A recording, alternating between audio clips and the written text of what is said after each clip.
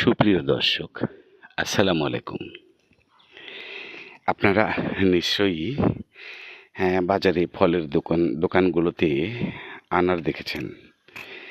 আনার বলতে ওই যে ডালিমের মতো যেটা বড় বড় এবং যার ফলগুলো লাল টকটকা হয়ে থাকে, দেখা যায় ফলের দোকানগুলোতে ফেটে আছে, ঠিক সেই আনার। আমি এই গাছটা লাগিয়েছিলাম, অনেক শখের বশে এই গাছটা নিয়ে এসেছিলাম। তো আমার এই চালাটা নষ্ট হয়ে যাচ্ছে টিনের, বিধায় আমি এই গাছটা কেটে দিয়েছিলাম। এই যে এখানে কাটা ছিল, তো একটা ডাল শুধু আমি রেখে দিয়েছি, তাও কাটছাট করে। এই যে এই ডালটা রেখে দিয়েছিলাম, এটা বেঁধে রেখেছিলাম, এটা পুরাতন ডাল। আর এগুলো সব নতুন ডাল দেখতে পাচ্ছেন, এগুলো সবই নতুন ডাল।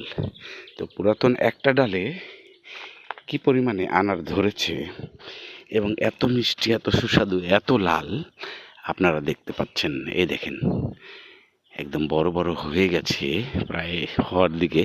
তবে এটা যখন ফেটে ফেটে যাবে, তখন আমি এটাকে নামাবো নিচে এবং নিজে খাবো, অন্যদেরকেও দেব।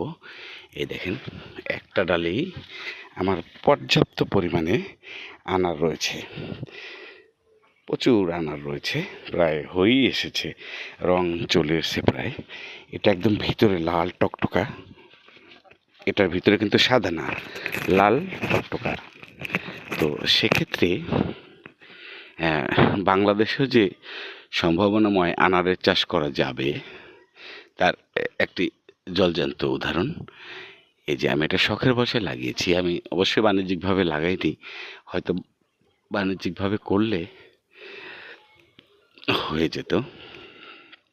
এই যে এই দেখেন, প্রচুর আনার ধরেছে। আপনারা অবশ্যই আমার জন্য দোয়া করবেন এবং আপনাদের ভালো ভালো আমার এই অঙ্কুরে কৃষি চ্যানেলের পক্ষ থেকে যেন আমার নিজস্ব যতটুকুই সম্পদ থাক, সেগুলো আপনাদের সঙ্গে শেয়ার করতে পারি।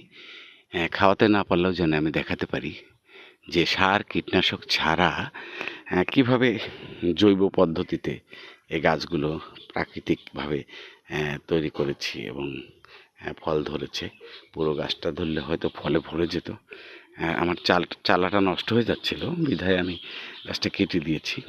নতুন করে আবার এই গাছের চারা তৈরি করব এবার ইনশাল্লাহ। যদি কারো প্রয়োজন হয় আমি জানাবো, চারাগুলো এবার তৈরি করে নিই। তারপরে এগুলো কিন্তু অরিজিনাল পাকিস্তানি বা আফগানিস্তানি আনার।